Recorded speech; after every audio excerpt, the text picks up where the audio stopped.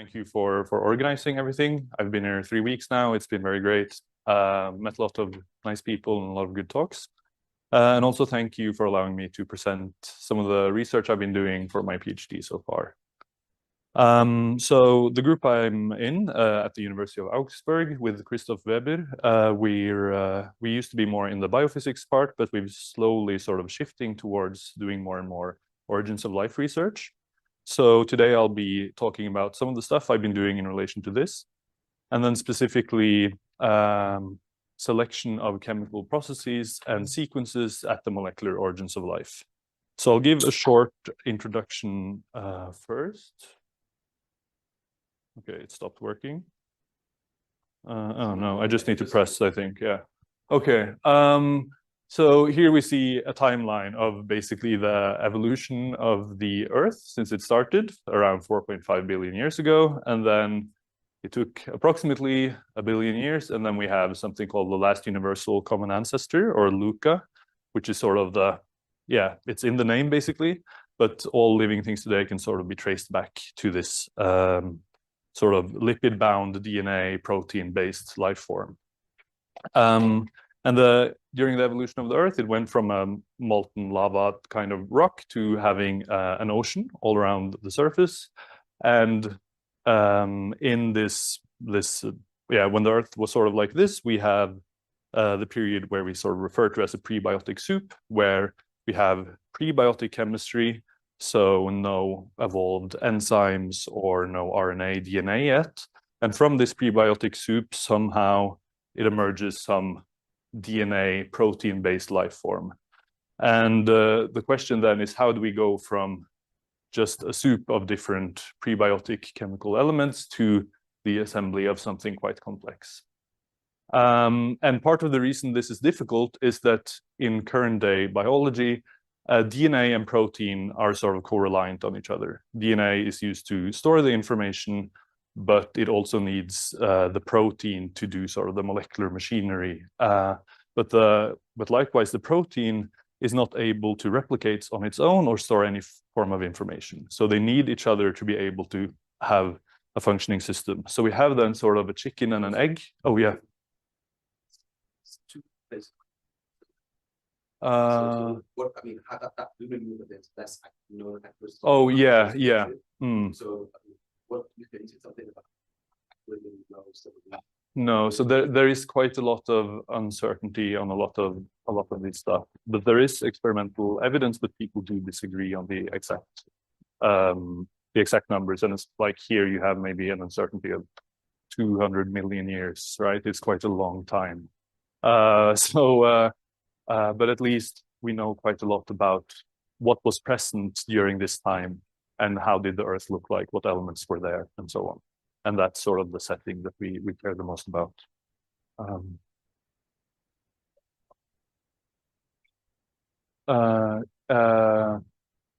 Yeah, so yeah, they are there, but yeah, but we sort of come to that. But then just the building blocks basically is what is believed.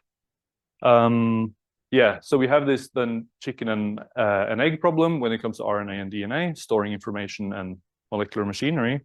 And the current leading theory, which also then has some experimental backing, is that the solution is the chicken is the egg, in a sense, and that this egg and chicken is RNA. So RNA then has the possibility to both store information, though it's less stable than DNA, and it has the ability to access an enzyme and do sort of biomolecular machinery. So it can then also self-replicate, which I have a reference for here. So in this last figure then, we have this called the RNA world. And the question at the molecular origins of life is how to go from the prebiotic building blocks to an RNA world. And that's part of the research we're doing in our group with a lot of collaborators and so on. So how do we then go from some complex early Earth setting where it's here depicted with a lot of gradients, it's lightning, it's volcanoes, it's flow, so it's very sort of out of equilibrium. And the Earth then was quite different. So the ocean was, for example, very iron rich. It's not like today, very little oxygen. Also, there was radio, everywhere on Earth was as radioactive as basically if you dropped an atomic bomb there. So it was very sort of a hostile environment. But then the question is, how can we use sort of, exploit these non-equilibrium conditions to maybe get some assemblies that would be otherwise hard to get. Question? No, I won't actually. But yeah, that is very related to this, right? Where they just put a bunch of things together and drove it far away from equilibrium. But we will have a much more, to try and understand it, very simple model. So then how do we get then some form of chicken, egg, RNA in this prebiotic setting? Okay, so what we will do then is we will have a very simple system and drive it sort of in a controlled way out of equilibrium and have a theoretical model for this. So at the top, we see one example that people are studying where we have freeze-thaw cycles. So something freezes, then it melts, and then they are able to get, for example, much longer polymers and oligomers and so on in these settings by these repeated cycles. Another one that people have studied are wet dry cycles, where you change in time the amount of solvent in the system, and through this are able to speed up chemical reactions. So we'll try to understand the second one with our first model. And here are some of the background work done, where Fars studied the ability to create stable droplets by changing the solvent amount of the system through wet dry cycles, and studied then the compartmentalization properties of these droplets, which is then also relevant as a spatial localization method to store, separate things from the environment, basically. And there's also been work on how it affects chemical reactions. So here we see a phosphorylation reaction, which is very unlikely to occur in the liquid wet state, but by repeated cyclings into a dry system, they're able to build up the yield over each period. While if they didn't do any of these cycles, the yield would be zero. So we want to then try and understand how this can happen. Okay, so our simplified system is then just 3 components: solvent A and B molecules, where the A and B molecules can react with each other. And we expose this system then to cycles of wet and dry. So we couple it to a reservoir and let the reservoir oscillate in a sinusoidal fashion, but could be anyway. And through the coupling of the reservoir, you see that the volume changes through this particle flux with the reservoir, which can then in general induce phase separation. And we try to understand this is the system we want to model. What causes these cycles could be anything. Here is just depicted as cloud and sun, or temperature day night, or anything in this possible prebiotic world. So what I'll try to convince you of then and explain is how wet dry cycles can speed up chemical reactions by driving the system away from equilibrium. So some fundamental work. We have the cycles of the year are very constrained. The cycle of day and night is the year.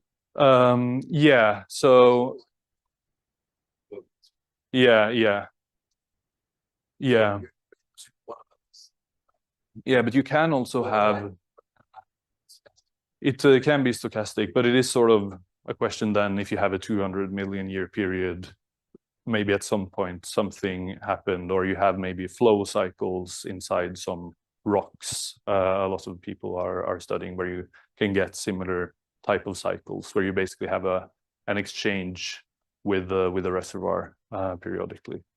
But yeah, the exact thing, it is a bit of guesswork, I guess, what exactly, because we don't know exactly how the Earth looked, but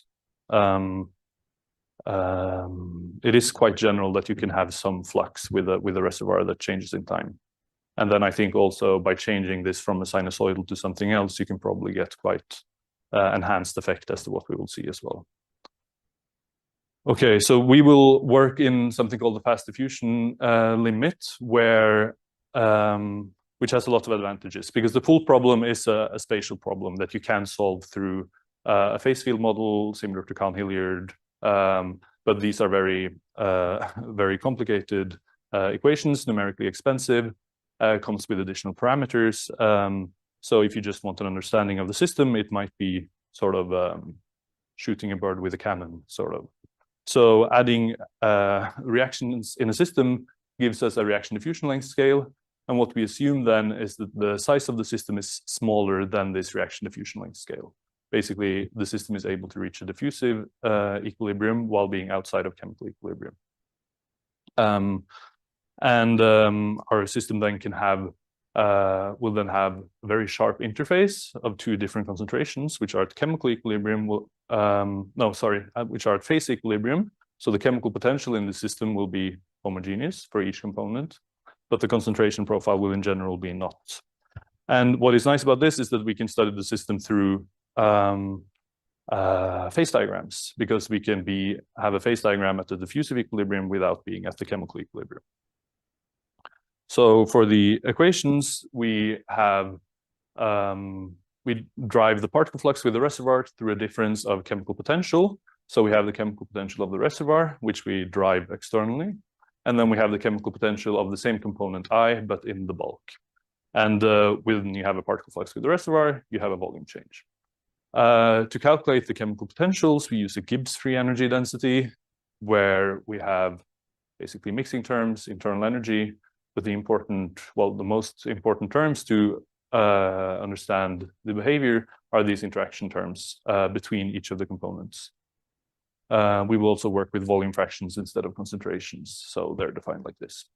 Yeah, so taking derivatives of the Gibbs free energy, we can find the chemical potential.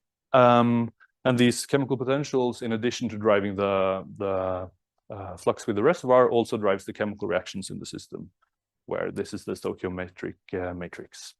So the kinetic equations we then have to solve are basically the evolution in each phase, beta, where we have a reaction flux, we have the reservoir flux, we have the change in composition due to the volume change of the system, and we also have the diffusive flux between the two phases.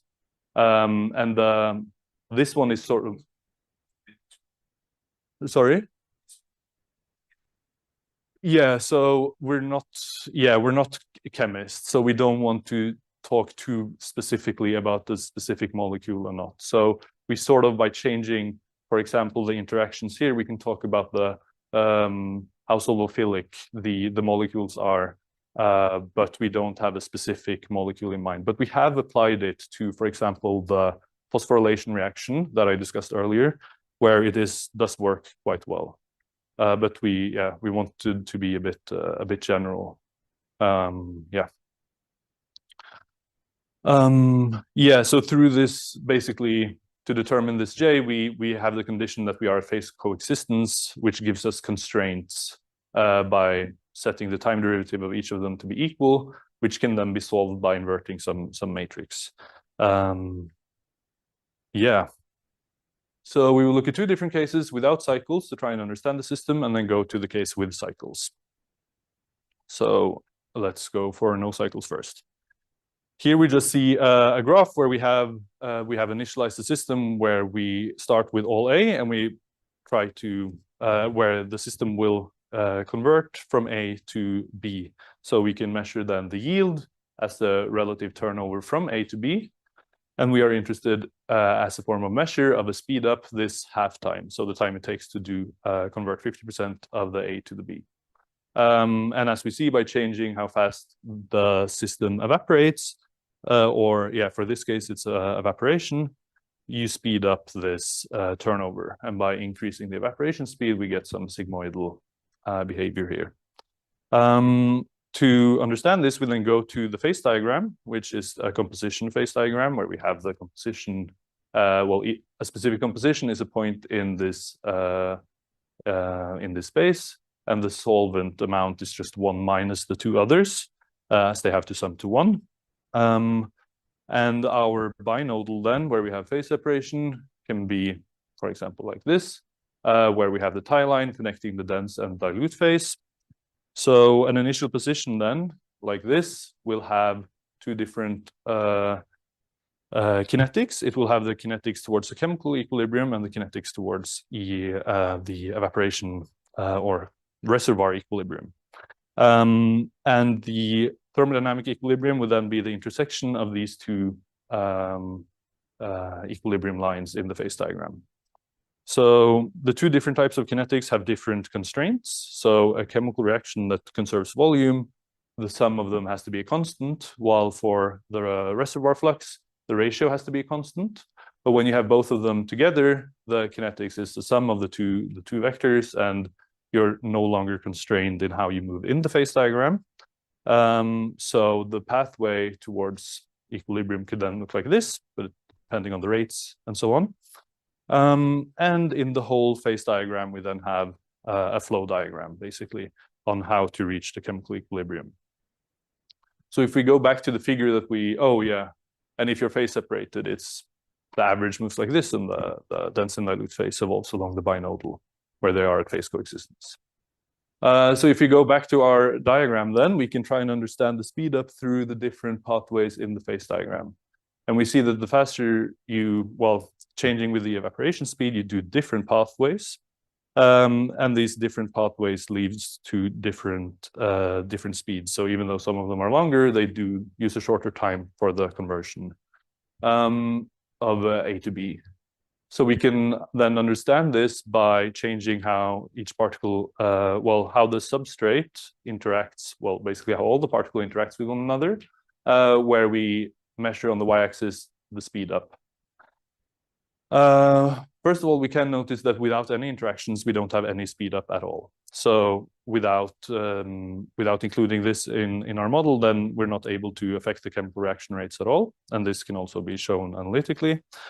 And we also see that we have an exponential decrease in this conversion time with the substrate solvent interaction. So the less hydrophilic the substrate is, the faster the turnover becomes. And we can also argue for this through some approximations in our equations, where we can find this interaction term between the substrate and the solvent is the dominant term to speed up the reactions. Now, why does it speed up a reaction? So for a regular, let's say the reference case here, without any form of evaporation, we have a substrate A that is converted to B due to a chemical potential difference. But if A is very hydrophilic, likes being with the solvent, and we decrease the solvent amount, it will increase the chemical potential of the substrate, like this. And it can also, for some parameters that you can see here, decrease the chemical potential of the product. And by driving it then away from chemical equilibrium, increasing the chemical potential difference, we're able to speed up the chemical reactions. So now that we sort of get how the system works, we can move over to the case of cycles. I'll just check the time. Okay. So when we cycle the system continuously, it will eventually enter an orbit where it is a closed loop in this phase diagram. We can then define some measure as to the chemical activity over such an orbit. Here we define it by this turnover rate, which is an integral over the chemical reactions occurring over a period. And then different frequencies lead to, different cycling frequencies, omega, lead to different paths in the phase diagram. And for a slow cycle, you're able to, let's show the graph first, maybe. So we can then plot this chemical turnover rate as a function of the cycling frequency. And what we see is that there exists a local maxima where the turnover is the largest. And this turnover is can sort of intuitively be explained by, for the case where you have very slow cycles, the state of the system is basically close to the chemical equilibrium at all times. It's able to follow the evolution of the reservoir. While if you cycle it too fast, your system doesn't have time to respond to the changes in the reservoir, But intermediately, you have a cycle frequency where it always tries to follow the evolution of the reservoir, but never is able to catch up, and you have some prolonged chemical activity. Changing then the speed at which it's able to follow the reservoir through this evaporation condensation coefficient, we get different resonances which occur at different frequencies. And these different frequencies, the resonance at different frequencies can then act as a selection mechanism for specific chemical reactions, where we see here how different reaction rates will resonate at different frequencies. And this can then perhaps act as a selection mechanism in these prebiotic environments. So wet rice, yeah. Seems that you also not only change the position of the peak, but you also change the length of the peak. Yeah, and the amplitude, yeah. Mm.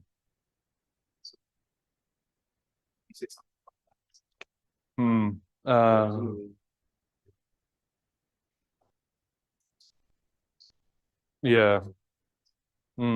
Yeah, no, we never studied exactly the width of the peak. We only studied the change of the frequency value. But that is a good question. I should probably just see how it evolves with the frequency, because you are right that it does increase. So it might be some optimality also then, in that sense, that you shouldn't even though the y-axis might be higher, you don't want to have too big of a wing. Yeah. Okay, yeah, thanks. Yeah, so we've sort of looked at how it can, wet dry cycles driving the system away from equilibrium can speed up the chemical reactions, and also acts as a form of a selection mechanism for different chemical reactions.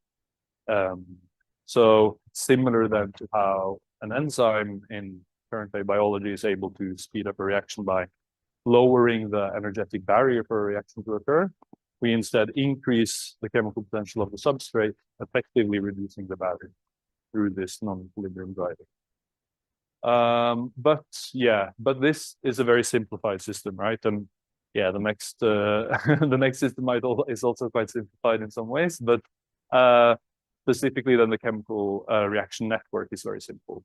So I'll quickly talk about sort of the next step here. I won't be able to go into too much detail, but what we're looking at then are two different information carriers. So here, just we call them A and B again, but like red and blue, that are able to aggregate and increase their length. And we are interested then in the selection of specific sequences or sequence patterns in such a pool. And what we would like to find then is basically the distribution of different sequences in the droplet phase and the dilute phase through these dense interactions and phase separation. So then one thing is how the different sequence interaction forms the phase, and also how the existence of a droplet phase affects back onto the sequence distribution inside and outside the droplet.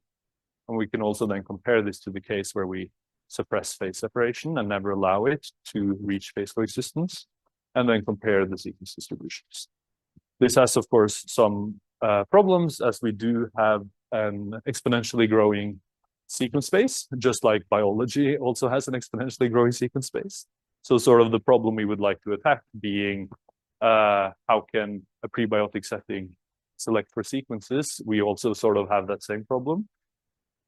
But with the theory described in the previous slide, we are able to basically evolve the system in this 1000-dimensional phase diagram at phase coexistence through evolving these constraints, though it does get increasingly numerically extensive.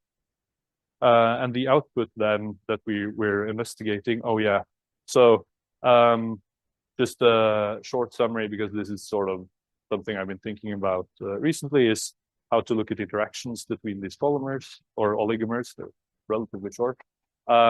So what we're doing now is to do basically a Boltzmann average as we slide the polymer along, taking all possible configurations into account. But yeah, if anyone has any opinions on this, then that would be interesting to discuss. An output then is that we can basically project this high dimensional binodal onto a two-dimensional space, where each point in the phase diagram has an associated sequence distribution. And if you are phase separated, we get the sequence distribution in the dense phase, here the orange dots, and in the dilute phase. And we can also then do the phase average, and we also get the sequence distribution if we suppress phase separation. Let me check the time again. Okay, I'll quickly finish. Different interactions then lead to different types of phase diagrams, where we also can get multi-phase coexistence with again a given distribution in each phase. And we can then go to larger and larger lengths. It's not really that resolved here, but and look at the selection through interactions of specific sequences. So without interactions, it's basically flat, and then when taking it into account, we get sort of suppression of some sequences and enhancement of others. And we can then again compare this with and without phase separation to understand the role of phase separation in selection of sequences. Yeah, so this is just some more stuff. And then I think the conclusion sort of is that specific sequences that are not present without phase separation become present when you have phase separation. And then we are also driving the system away from equilibrium. So if that's something people want to discuss, then that's cool. Though this is my last day. But we have pizza and drinks later, I guess. So I would like to thank my group, my supervisor Christoph, and Giacomo, who I've been working on with the sequence project, and Pranay, who I've been working on with the wet-dry cycles. I would also like to thank our funding sources, and we just got this one sort of passed through. I don't know. So a lot of stuff will be happening in the future. Thank you for the attention.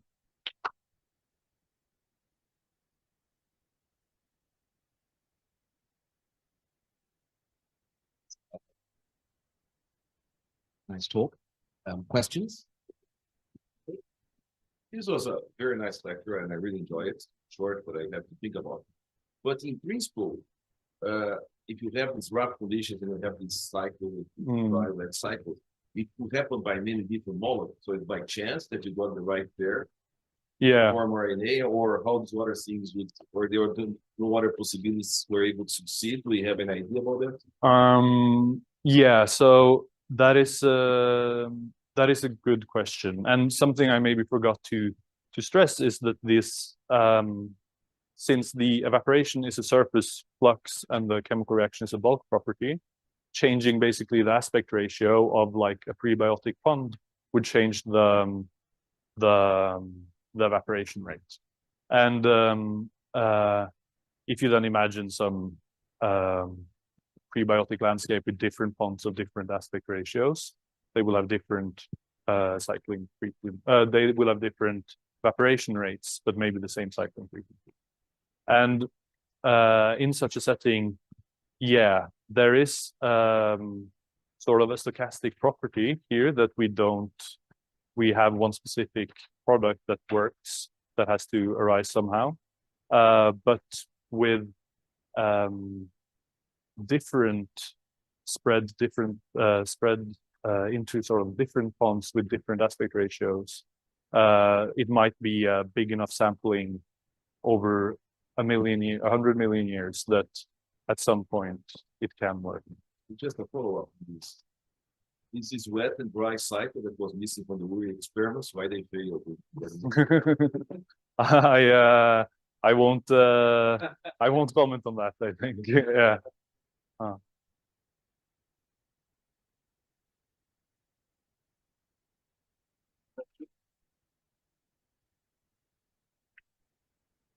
I've got a question, which is sort of maybe related to the non-equilibrium aspects of what you Yeah. said. Well, I guess what you assumed in this methodology in the cycle. Yeah. And the rate of reaction. So No, so those are they are competing timescales. It's only diffusion and the nucleation of droplets that is regarded as fast. So, yeah. So you are allowing this. Yeah, exactly. Yeah. So then let's say, what do you think the role of fusion? Yeah. In this system? Yeah. So we are looking into this, and I think if you imagine the profile, what effectively would occur is that at the surface where you have the flux with the reservoir, there it would be depleted more solvent, and this spatial gradient will then also affect the chemical reaction rates at the top and at the bottom. So at the top there would be more speed up happening than at the bottom, and there could be interesting things happening with when you have this chemical gradient in the system where reactions are happening faster at the top. You might have sedimentation. That's always something people are working with, and you can get sort of more basically a flow in this system. But we do also have that the speed up is the largest when you have sort of a thin film, right? That's when this time scale of evaporation is comparable to chemical reaction speeds. So for this system, it is also quite a reasonable assumption to make that the time scale of diffusion is quite fast. But it could definitely lead to some more non-trivial interesting behavior. Let's follow up on that. Because there's also the Yeah. yes, Yeah. No, so that was a bit I didn't like that so much because it basically didn't play any big role. So it can be relevant in the sense that when you have the interactions necessary for phase separation, you also are able to affect the chemical reaction. But when you have phase separation, you also have sort of the problem of the chemical coefficient in general being phase dependent. So this is, of course, a non-thermodynamic quantity. People disagree a lot on if it's even if it should be faster in the droplet phase because you have a lot of material. But likewise, you have less mobility. What is quite common is just to regard them as the same. Do not add this free parameter in the system. But I think once you break this, then of course the role of phase separation will become important. And also then, like I showed on the second topic, once you have a more complicated reaction network, the role of phase separation might also become more significant.